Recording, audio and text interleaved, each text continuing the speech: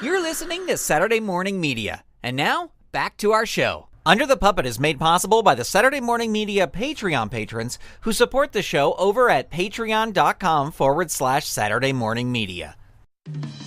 Welcome to Under the Puppet, the show that talks to professional puppeteers about the art and business of puppetry with the sole purpose of helping you up your puppet game. My name is Grandpa Choco, and this is Under the Puppet. Welcome back to Under the Puppet. Christine Papalexis is a puppeteer, puppet designer, puppet and costume maker, and an artist. She's worked on many projects, including the Muppets, Firefly, SpongeBob SquarePants, Annabelle 2, and Men in Black 2. She has produced and directed her own puppet film, Amaterasu, and she is heavily involved with the Los Angeles Guild of Puppetry. I talk about all these things and more in this interview with Christine Papalexis. Christine Papalexis, welcome to Under the Puppet. Thank you. I'm so excited to talk to you and have you here. I'm happy to be here. Thanks for the invitation. You're welcome.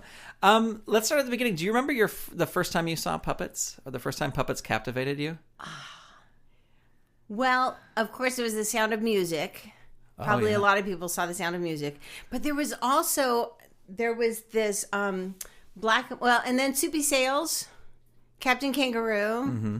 That was kind of my era of television. Captain Kangaroo, of course, you had Mr. Moose, and Bunny Rabbit, and all those ping pong balls. So there was that on television. And then Mr. Ed, who wasn't a puppet, but he talked. It was a talking horse. It was kind of like a puppet. But there was also, I remember when I was really, really young, there was this TV show that was, I think it was Bill Bayard with Art Carney. And it was this, you know what? I can't remember what it was now. Anyway, there was, So I think it was television. Television. Except also when I was a kid, I went to Bob Baker Marionette Theater because I grew up in Los Angeles. Wow, what was that? What was your first experience at the Bob Baker Marionette Theater? Do you remember it? Yeah, it was magical. It was amazing. It was incredible. It was, red and sparkly, and the party room was incredible. And it was like stepping into a magic world. Did you, at that age, have a feeling of like, oh, I could do this? Or did that come later? No, that came later. Mm-hmm. Yeah, I didn't really think of it as a career path. What was it when you were younger? Like, what did you, or, like even through high school and stuff, what did you think you were what were you studying? Well, in high school, I always did theater. So I was always either acting or singing or it was like in all the school plays. And in junior high school, I played Emily Webb in Our Town, and people cried. It was amazing. And so I was always kind of doing the acting thing. Right. And then I went to college and did children's theater and also other theater in college. But I got a degree in sociology because I thought that I was going to, do something to make the world a better place. Which you do through puppets. Well, thank you. But that wasn't quite. I got out of college and I'm like, I don't want to go to grad school anytime soon.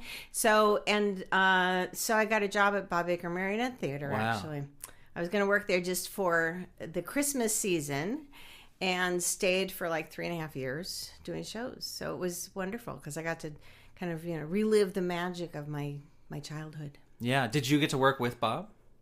I knew Bob, but I didn't really work too directly with him.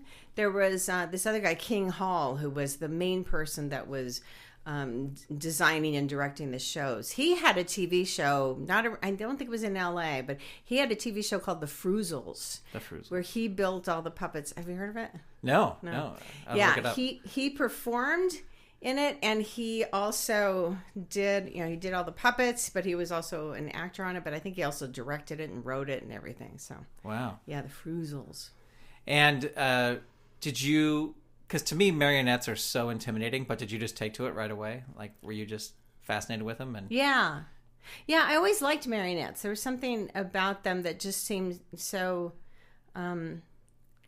I don't know. There's something about it that's just there's something about the miniature of it, kind of the size, and just there's something really kind of magical. Again, there's this whole magic thing with puppets. There's something about it that that's kind of entrancing, and that you just move, like you move one string and the whole attitude can change. You move a lot of strings, of course, and then if you move too many, then it just looks stupid. But if you really get to know a puppet well and you're able to move it so that it looks alive, it's really exciting. It's really fun. Yeah. Plus at Bob Baker's, it was so fun because, it was like a miniature theater, not like toy theater, but a small regular size theater.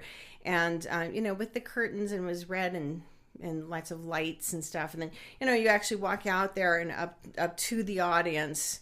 So it was really fun. It was a fun kind of interaction. Yeah.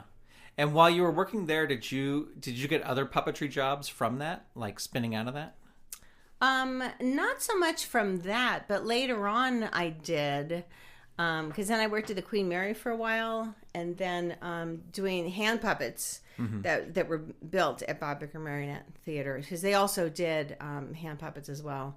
And then I did a couple commercials from there, so things did kind of spin off from there. What was the show on the Queen Mary? I never knew they had puppets. Oh yeah, we did a show. It was to sell ice cream, basically. It was for Dreyer's ice cream. And so we had a stage on the stern of the ship, and we would do, my friend Trey Stokes and we would do puppets, and we had like a little it was a stage opening with a curtain stuff, and then there were two people dancing and singing in front of the stage, so we would interact with them. Right. And one of them, Eliana Alexander, I think. Yeah, she's actually an actress, and she's like on Spanish language TV now. I see her every so often.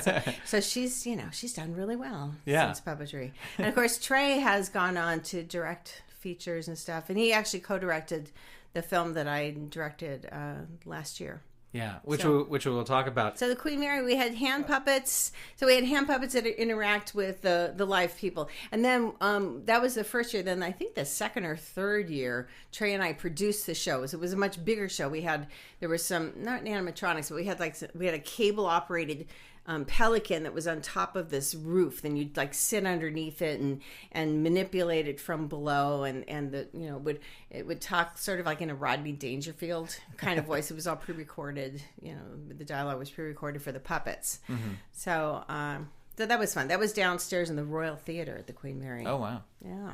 The working at the Bob Baker Marionette Theater and then this Queen Mary show, it sounds like you would do like a lot of shows a day or a couple shows a day. Oh my God, so many shows. Yeah, but isn't that, I always think that's a great way to learn, and that's a great way to get better at what you're doing, right? Absolutely. Yeah. Because you can't help but get better. Yeah. Or else you get bored. You find new little things to do. Even if the dialogue is pre-recorded, there's so much you can learn and do in doing in the movement of it, and how you interact with whoever you're talking to or whatever. And you always find we would find fun ways to entertain ourselves, because if you do 6 shows a day, right, you get kind of bored of doing the same thing. So it's right, really, you find different things. At Bob Baker's one time there was a show that we did. It was like a day on the farm, but then we used to, Trey and I and some other people, we would do what we call Death Farm, where we'd have like this big gorilla hand that would come out and grab the squirrel and drag it off the stick. We would do, things that Bob didn't ever know about, because he probably wouldn't have been too happy. Right. But sprucing it up or spicing it up for yourself. Yeah. To get through the day. Absolutely. Yeah. Did you are also a builder. And did you start building during this time too? Were you building? I've been sewing and making things since I was a little kid, just because that's something that I learned from my mom and my sisters. Not puppets. Well, I did actually build puppets when I was a kid, but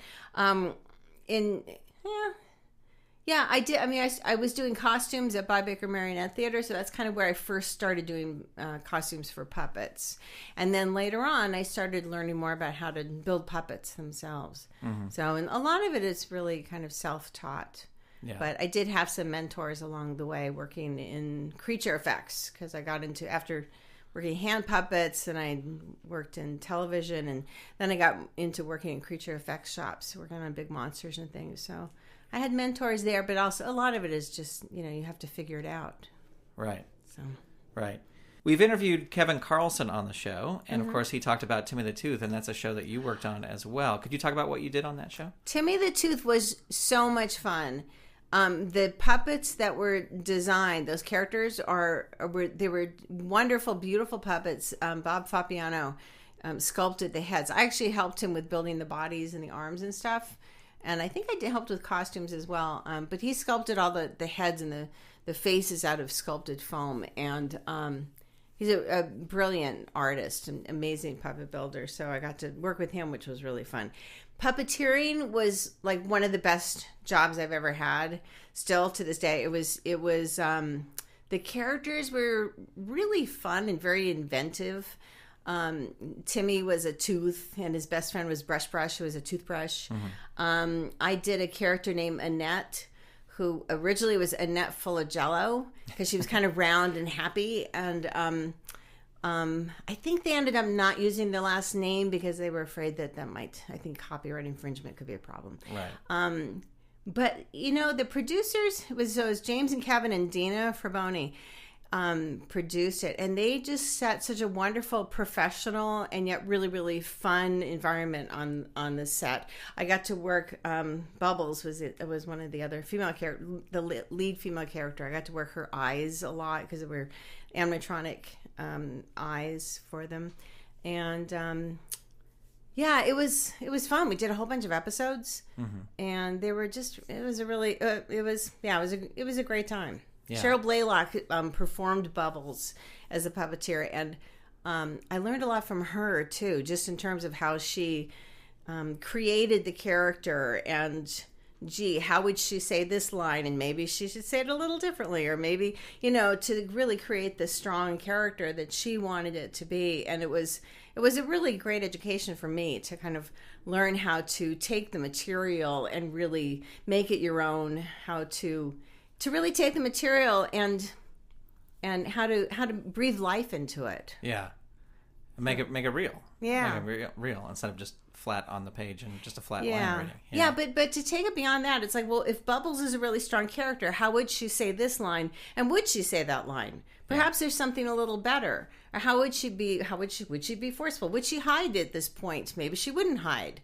Because that's not really how how she comes, so it was really great training ground for me in terms of how to work, how to really work a puppet, how to work a script. Yeah. And I think that's a great point to bring up, because I think a lot of times, we all kind of have our ego in our head and like, oh, I have to assist. I got to assist. But you can learn so much by assisting a puppeteer. Yeah. And you're certainly not, assisting is not an unimportant job. It's very, very necessary. But like as you just proved right there, is you can learn a lot from assisting. And actually, I actually really like assisting, because I think there's something in assisting where you're working. I mean, it kind of depends on who you're assisting, because some people really just like, no, just keep the arm down, don't move that arm, just keep the arm down. So then it's like you're really doing nothing. But with some people, you actually are really helping to create the character. So it's like doing a pas de deux in a ballet or something, where it's more than just assisting. You're helping to create that character.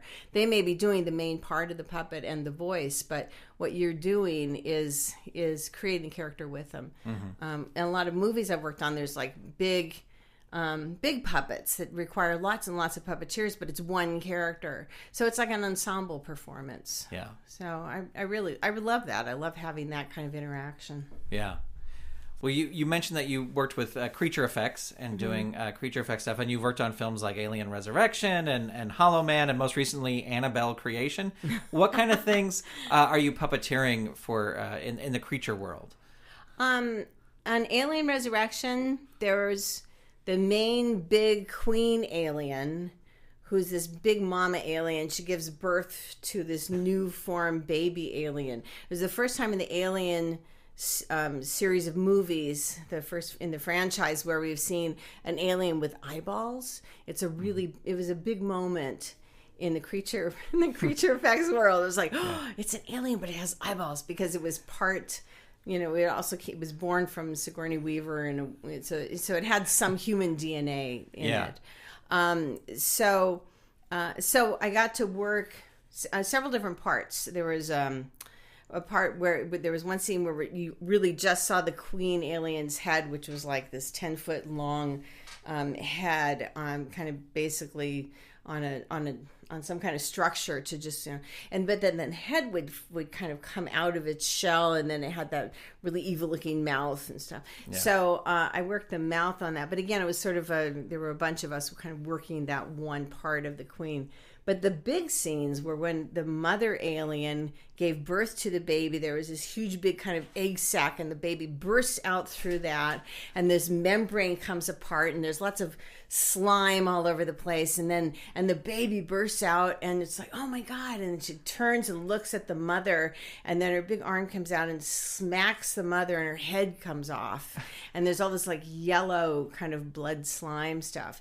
That there were like 45 puppeteers or something on the days that we were shooting those, because there were so many different parts of them all having to work together. It's like, like I said, like kind of an ensemble performance. Yeah. The baby was mostly done with hydraulics, because they're really big, and the mother too. They were really big puppets. But like the mother had this jaw that had basically just I think it was just a cable. So, but when I was doing the jaw, I would also do kind of like I'd kind of growl and make noise and stuff and snarl and stuff. And then that would kind of also coordinate all the other puppeteers, so that there was a sense, there's kind of like, because you kind of become one. It's like you kind of breathe into the soul of this mother as she's giving birth to this horrendous baby who then kills her. Yeah, it's really cool. So, and do you build it at these creature effects shops as well? Yeah. You have? Yeah. I worked at one company called Amalgamated Dynamics Incorporated. I worked there for like 8 years. And we worked on sort of one movie after another. I think the first one I worked on was Michael, where we made Wings. It was John Travolta, where he's the fallen angel. And we had wings for him. And then he had a little terrier dog, much like Harvey, a little terrier dog that runs out in the street and gets hit, and then he actually brings it back to life. So we did that. And then there's another scene where he butts heads with this bull, and out in the middle of a bull field. And so we had to have, of course, a fake bull. So we had a bull head. We had a fully animatronic bull that Tom, who owns the company, he's a really, really great suit performer. So he was inside of the bull and working the arms and the body movements and stuff. And then we had the animatronics for the eyes and all the ears and things to all move, and the nose twitch and stuff. So, so I worked on a lot of different things there, building. So there was the bull to build on Alien Resurrection. And I also did a face hugger. That was really cool, because there was this scene where we had this huge big camera would pan over an egg, like 2 eggs over from me, and this face hugger would come out of that, and that was worked by Van Snowden, who was HR Puff and stuff. And then it would come over to my egg, and I was lying on the back under the egg with my hands squished into this face hugger, and it would crawl out of the egg on cue. And then this ginormous camera would go over me with this 12-foot boom arm, and it would be shooting the people in the water, which included Sigourney Weaver and Ron Perlman and the French guy whose name I can't remember. So it was one of those moments, like, this is like a perfect Hollywood moment. This is so cool. I can die happy now. Well, you work with so many different styles of puppetry. I mean, creature effects, as we just talked about, and the marionettes with Bob Baker, and regular hand puppets, for lack of a better term, the Muppet style puppets. Do you think it's important for puppeteers to learn all these different styles? Well, I think that most people find what they really prefer. I think it's great to be versed in lots of different kinds of puppetry, because sometimes it's like I think a lot of people think of, especially if they grew up on the Muppets, they grew up on Sesame Street, there's like, that's kind of what you think of as puppetry. But puppetry can be so many other things that I don't think it's necessary for everybody to be good at it. I don't think it's really possible for everybody to be good at everything.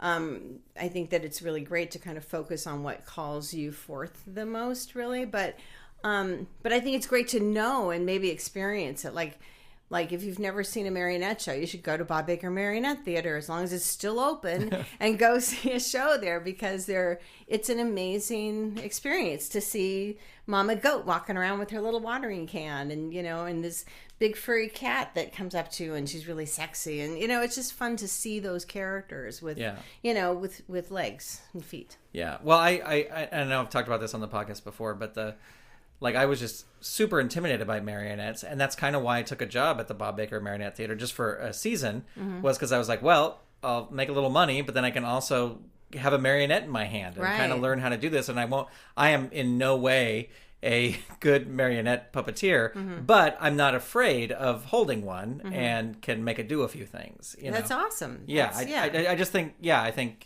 you're right, is to at least explore those other avenues. Yeah, absolutely. Yeah, because you may also find one that you love more than the one you're doing, too. Right. Yeah. And I think that it's great. There's so many things that you may not even think of as a puppet. It's like, it's like a spoon if you use it a certain way, it could be a puppet. It could, it's like the idea of puppetry kind of expands across many different forms.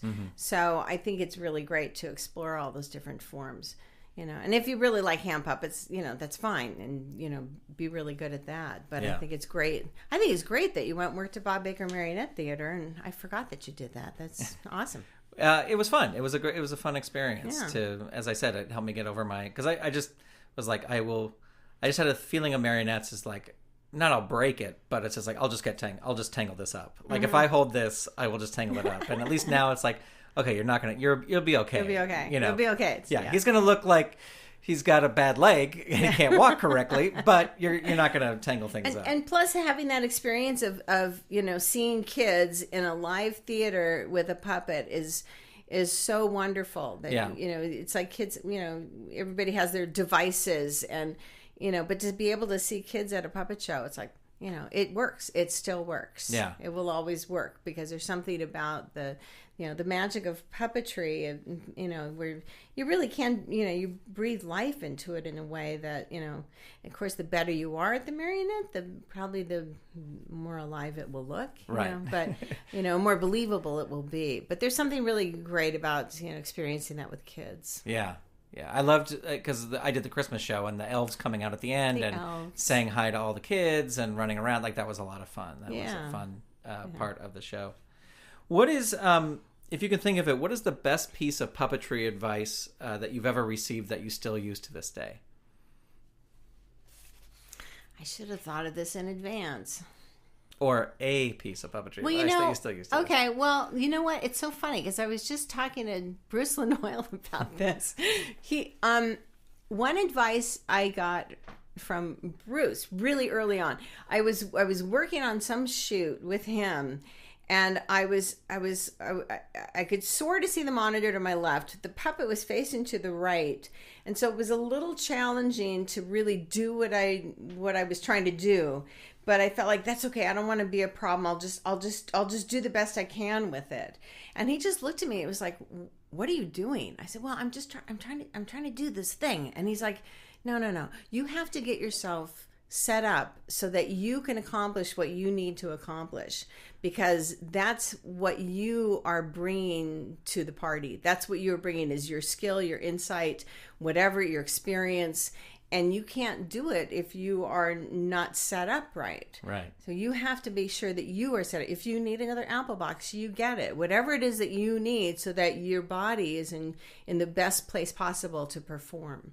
Yeah. And that was a great piece of advice, because I was trying to just like, that's okay. I can manage. Right. I can manage. And it's like, no, maybe you can't. Now, there are times working on creature effects, especially, where you really actually can't see a monitor. So you do the best you can with it, and you see, whatever. Because if you have a lot of puppeteers, sometimes you don't have, not everybody gets their own monitor to see what you're doing. Right. I worked on one of those Batman movies with the penguins, and they had this wide shot where it was like this whole underground grotto, and every penguin on this little tiny monitor, every penguin was maybe an inch tall. Right. And you're like, I can't tell, is that my penguin? Is that moving or not? I can't really tell. And so you kind of go, all right, well, I hope it looks good. Well, if it doesn't, someone will tell me. Right. And then sure enough, Stan Winston was the puppet captain. It was, his shop. that built all these beautiful penguin puppets. They were gorgeous.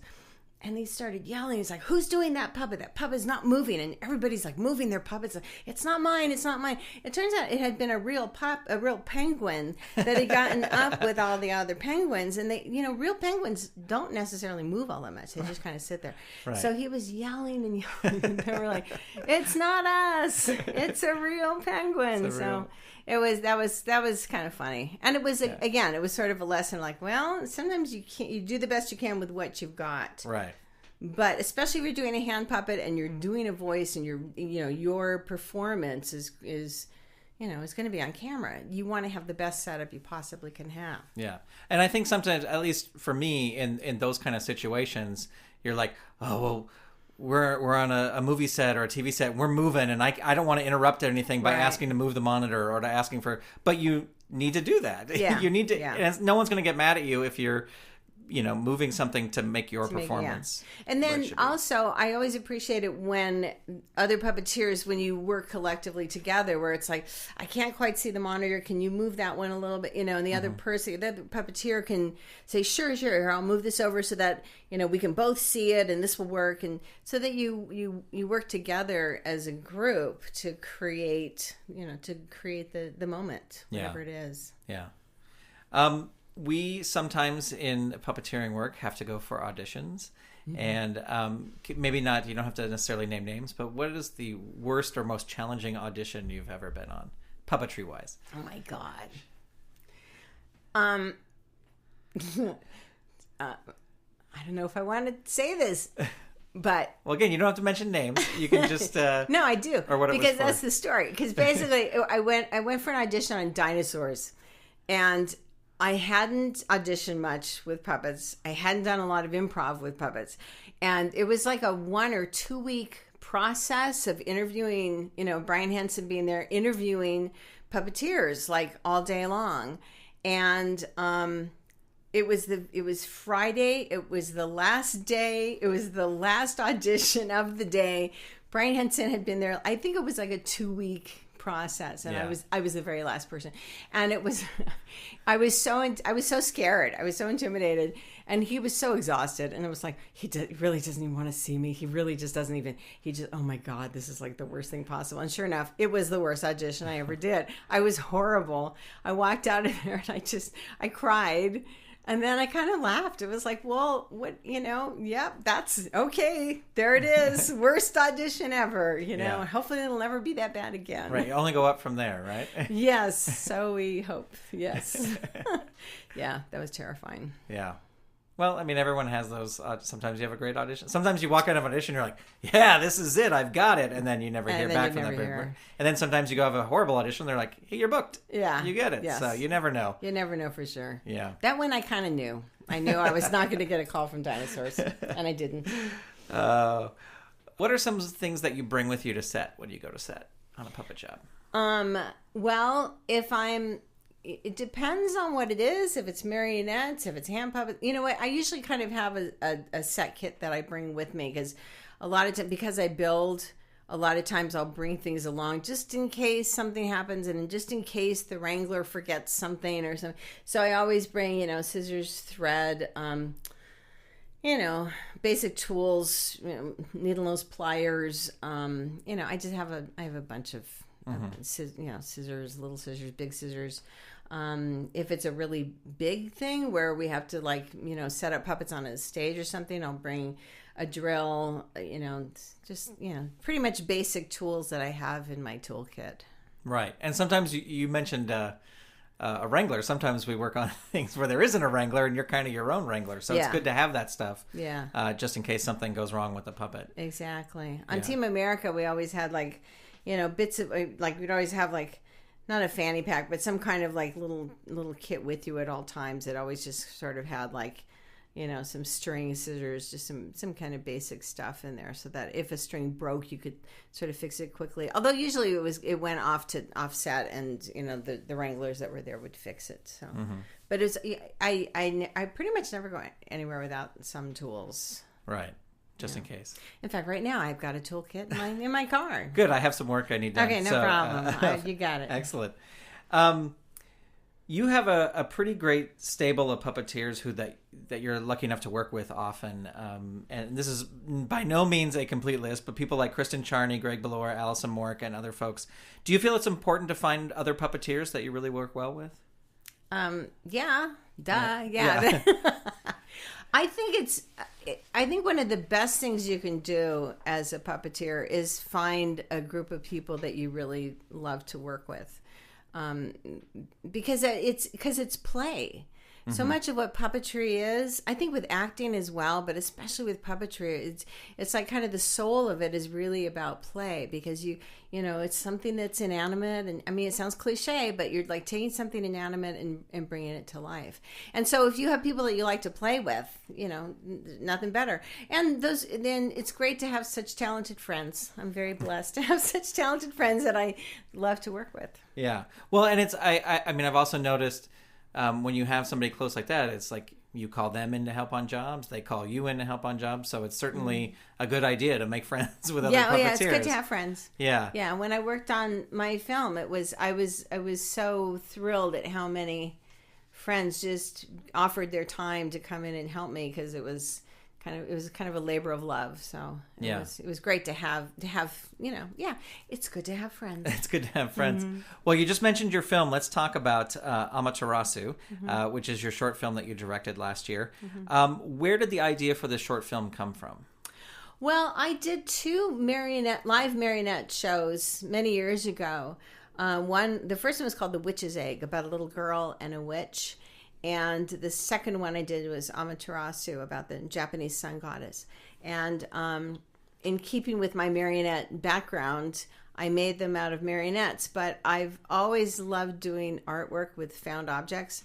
So the marionettes are all made out of found objects. Like the witch in The Witch's Egg, she has the skull of a raccoon, and her body is made of sheep shears, and her legs are bones, and her arms are forks. So she's kind of scary and wonderful at the same time.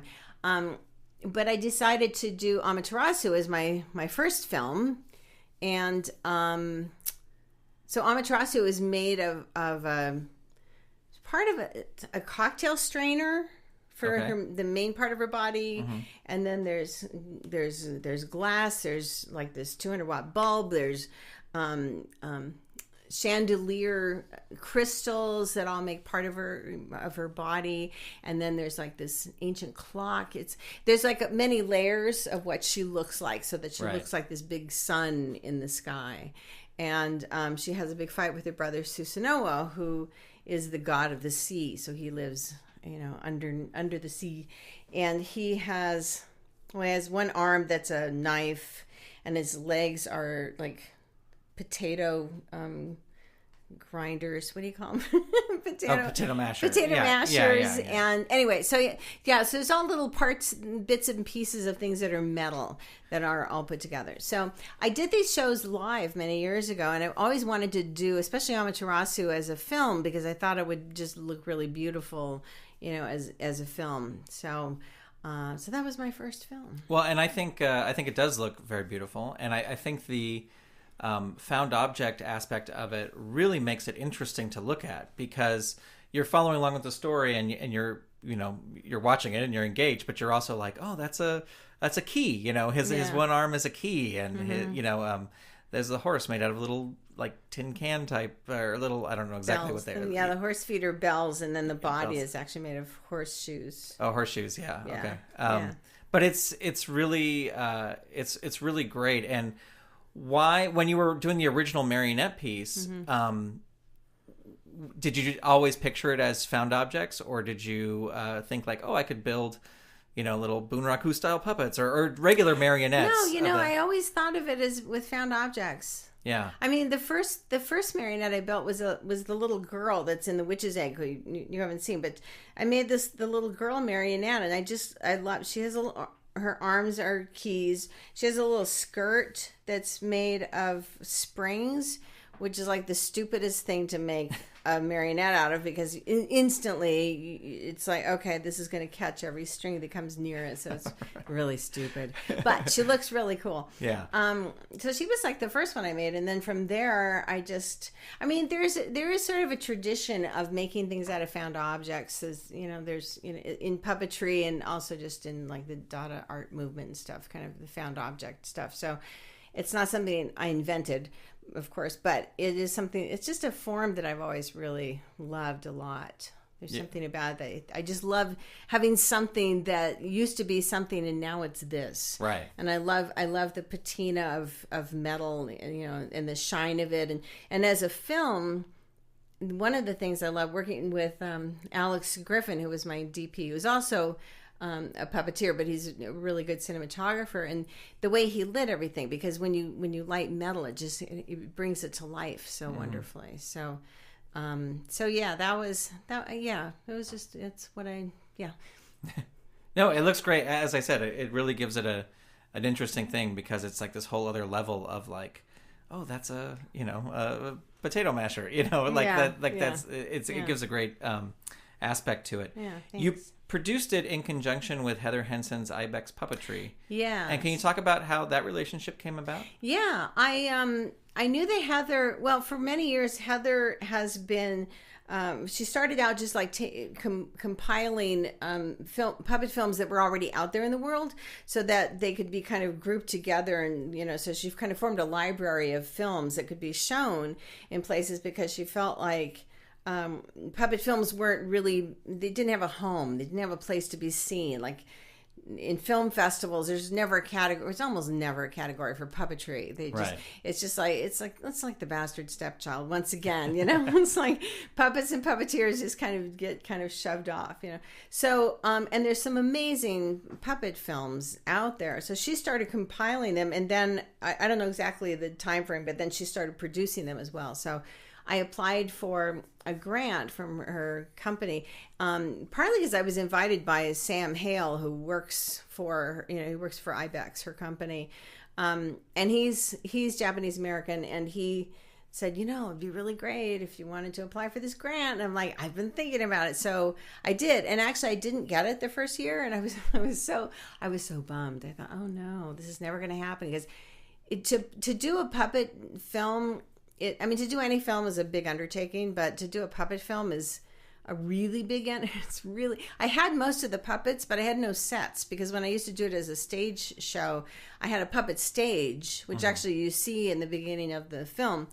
But I had to build sets. It's like, we have to go into this world. It's like, where does Amaterasu live? What does her world look like? What are the mountains made of? It's like, what is the river that goes through? It's like, suddenly I had to think in a whole new world. And like, where is her palace, and what does it look like? And then how do you build those things and shoot them? And there was a whole nother layer of challenges, exciting challenges to be had. So I applied again, and then I got it the next year. So without Heather's support, I probably would never have made the film. It took a lot more money than just than the grant. The grant is really wonderful and generous. It took a lot more money than that, and the help of some wonderful friends that came over and helped me, and then helped on the shoot, because it was a 4-day shoot, but it was weeks and weeks of building sets. Allison and Kristen and Greg and Adrian and, oh God, I hope I'm not forgetting anybody. But they all came over and helped me build things and gave me opinions. My friend Sherry actually donated the big Corona that Amaterasu is wearing. So, it takes a village. Yeah. Well, it's certainly a great film. Now, as this being your first piece that you've directed, what lessons did you learn directing a puppet piece that maybe you didn't know before? That it's really nice to have really good friends. Yeah, that's really helpful. The more you can't prepare too much. The more you prepare to have things ready to shoot, the better off you are.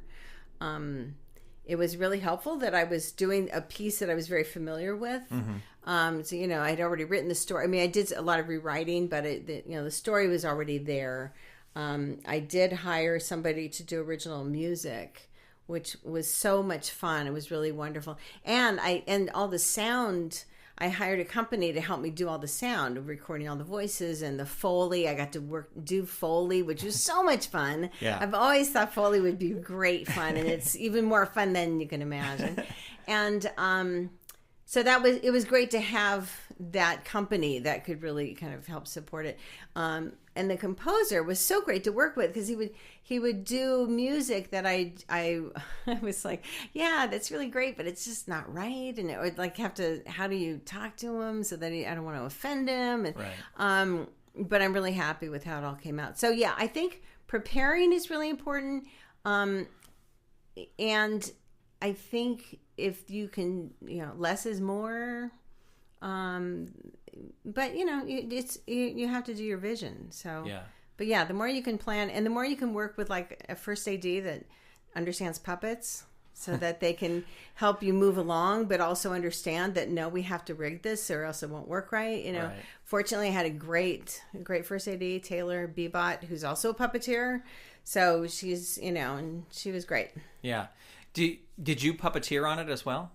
Only one little scene for a little bit. Okay. It was more, you just want to sit back and direct the whole thing as opposed It was really, it was my first time directing. So it was really challenging to kind of watch all the aspects, trying to, even though they have no faces and they have no mouths, the movement is so critical in the acting of it.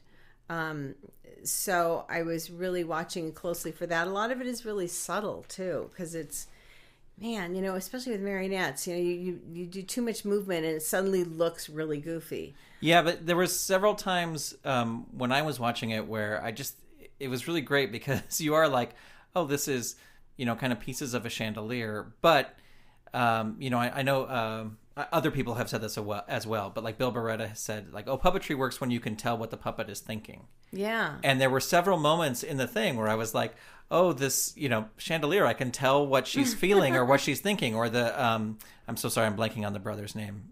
I just had Susanoo.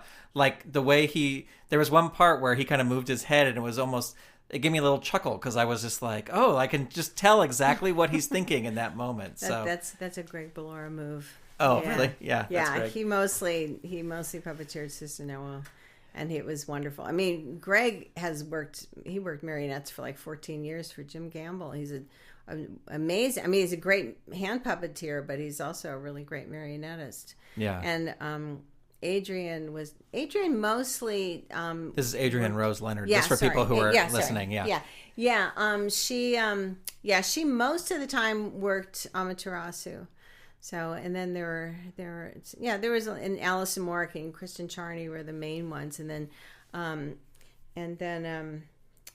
so the sixth person was Jack Pullman. He's a really wonderful artist. He makes incredible, weird marionettes and stuff. And I don't think he's studied puppetry as much, performance, but he was so great at understanding, kind of like he's doing the birds in the background, and just kind of the subtlety of being able to just kind of do this little thing over and over and over again was terrific. Now, the other thing that was fun too with doing Amaterasu is that I got to direct the voices. I did the narration voice myself, but it was really fun to cast people to do the voiceover for all the different characters, and then to direct that was really fun too. Yeah, directing's fun. Yeah. Well, my next question is, that was your first film. Will you direct again? Oh my God.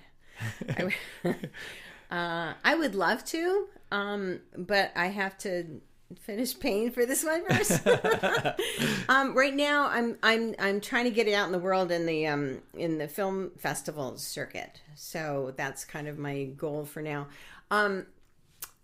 And one of the great things about being part of Heather Henson's library is that I know it's going to have a future. Mm-hmm. Like a lot of people make short films and then they just kind of go away. So I'm really excited that I get to be part of Heather Henson's family in that way. So so it will live on. But hopefully, I mean, I've gotten some good response from a couple of film festivals. So maybe after that I go through this process, I'll think about my next one. Excellent. Well, we're waiting because this first one was great. Oh, thank you so much. You are also heavily involved in the Los Angeles Guild of Puppetry. You were president many times for a while, and you've served other board positions. Why do you think it's important for puppeteers to get involved with their local guilds? When I first got involved with the guild, I didn't really, I mean, I knew other puppeteers, kind of as colleagues, as competitors. But there was something that was so wonderful about people that were at all different levels of appreciating puppetry. There were, and it's funny, there's this whole kind of idea of that, guilds are like, a lot of old people that just used to do library shows and now just sit around and talk about the old days. And there are often older people that are involved, but I actually really love that history. Los Angeles has a really rich history of puppetry that has been here from the Turnabout Theater that used to be in La Cienega. It was a huge night spot for Elsa Lanchester went there to perform for a couple of weeks, and she stayed there for 12 years singing, doing nightclub shows. And there were marionettes on one side, and then the chairs would switch, and then you'd watch humans, Elsa Lanchester and whoever else was there doing like an evening vaudeville show. And by being involved with the Guild, it's like I know people that went to see those shows. Mm-hmm. And I just kind of love that sense of history of it. But I also think there's something that's so wonderful about the camaraderie of being around other puppeteers that's not in a competitive sense, that you come together because you all like puppets. And, right. I've been producing puppet slams for the LA Guild now for like almost 7 years. And we do usually like 3 of them a year. And it's great to create that opportunity for people to come together and do some small act that they're working on, because we always ask that the acts be no longer than 5 minutes, because as a really wise puppeteer once said, it's too short to suck. So and sometimes they're works in progress, sometimes they're just brilliant little nuggets of beauty that are just amazing. Sometimes they're funny, sometimes they're political, but I do that through the Los Angeles Guild of Puppetry, because one of the programs that the Guild supports is doing puppet slams. I just like being part of a community. Yeah, I think it's really important for me and for everybody, really. I think it's just it's something that is different than it's different than going to work. It's different than the people that you see at auditions. Or it may be those people, but then to come together and all sit at Bob Baker Marionette Theater and do we've done like evenings of short films at Bob Baker's, and there's just something that's really wonderful about being part of that community. Yeah. We also do workshops, like Greg Ballora has done a couple times. He's done workshops of working on camera with your puppet, and mm-hmm. he's such a good teacher. And it's great that this is something that we can actually provide for the community. Yeah. So check out your local guild, or if you don't have one, start one, because they really are great. It's a great place. It's a fun thing to get involved with. And then we're under the jurisdiction of Puppeteers of America, which has a national festival every 2 years. So there's going to be one next year, not this year, it's 2018. 2019, there will be a national festival with puppeteers from all over the country. And usually they bring shows from other countries as well. So that'll be in Minneapolis. As you're wrapping up here, Christine, do you have a way that folks, if they want to know more, they can find you online? Sure. I'm on Facebook and Instagram, but I have a website that's kind of in progress, but it's ChristinePapalexis.com. Okay. So first name, last name.com. Well, we will link to that in the show notes. Christine, it has been an absolute pleasure talking to you. Thank you so much for coming by the show today. Thank you. Thank you. I love this show, Grant. I'm so excited to be a part of it. I'm so glad you're doing this, because it's so wonderful to hear different people in our profession and what they do, how they do it, what they care about. So I thank you for doing it. Oh, well, thank you. Thank you for being on it. Many thanks to Christine Papalexis for being my guest on this episode of Under the Puppet. I have links to Christine's website and the Los Angeles Guild of Puppetry in the show notes for this episode number 16, over at underthepuppet.com. Finally today, I want to talk about my recent trip to Children's Fairyland in Oakland, California. This small children's park is home to the oldest continuously operating puppet theater in the United States. Since 1956, the theater has used many styles of puppetry, from hand puppets and marionettes to shadow puppets and bunraku, to entertain thousands of families. If you find yourself in the San Francisco Bay Area, I highly recommend a trip to visit the Children's Fairyland Puppet Theater. There's a lot of history in that little puppet theater, as many puppeteers apprenticed there over the years, including Tony Urbano, Alice Deneen, and Frank Oz. You can find out more about Children's Fairyland and plan your trip at the park's website, fairyland.org. If you can't make it all the way out to Oakland, I recommend picking up the books Storybook Strings and Making Puppets the Fairyland Way by the Puppet Theater's director, Randall J. Metz. Both are wonderful resources for puppeteers. I'll have links to both of them in the show notes for this episode. Again, that's episode number 16, over at underthepuppet.com.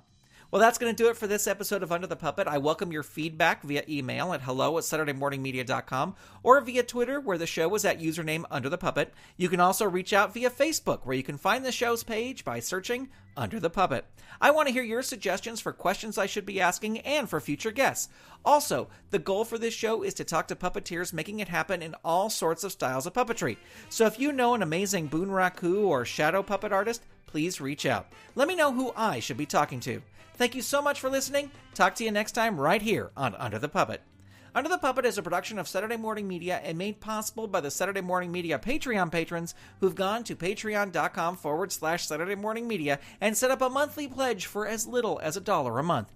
Huge thanks to Shay Stewart, Myrn Lafferty, Jeff Peterson, Dale Godanian, Stephen Staver, Jackie Klimo, Melissa Crawford, Dave Slusher of the Evil Genius Chronicles, Mike Coughlin, Dorothy Pachoco, John D., Kathy Crawford, Brian Greer, Kerry Whitney, Chuck Tomasi from the Technorama Podcast, Chris Foster, Stephen Ing, Clinton of ComedyForecast.com, Vicky DeVries, Mike Wobschall, Twitter user Butts and Gear, a.k.a. Wildcat, Eve Cunning, Mike Hamilton, Gaston Moreno, Reed Loveland, Ivan Asquith, Vanessa Whitney, Peggy Etra, Kristen Hogan of Squid Friends, David Akers, Zoe Palladino, Ellen Moltari, Christopher Harris, Rachel Jackson of Vox Fabuli Puppets, Carolyn Weisner, John Petty, Rachel Hansen, Darcy Prevost, Fernando Torres, Ron McAdams, Perlicue Magic, Jason Domer, Trent Hammond, Cora Goodall, Lee Barrett, Casino Skunk, The Misty Minute, Peter Capesser, Night Gig Studios, Joelle Rechtfertig, Adrian Rose Leonard, Earth to John Francis, RJ, Ginger J. Fitz, Megapodtastic, Paul Brunel, Jamie Hitchcock, Catherine Hannaford, Alan Gratz, Rachel Gibbous, and John R. Donald. If you'd like to support the show and the other fun content from Saturday Morning Media, become a patron. Head on over to patreon.com/Saturday Morning Media and set up your monthly pledge today. You can also tell a friend about the show or leave the show a review on Apple Podcasts, Spotify, Google Play, or wherever you listen to your podcasts. Thank you so much for listening. This episode of Under the Puppet is copyright 2018 Saturday Morning Media, Grant Pachoco, executive producer, all rights reserved. www.SaturdayMorningMedia.com. You've been listening to Saturday Morning Media. Stay tuned. We'll be right back.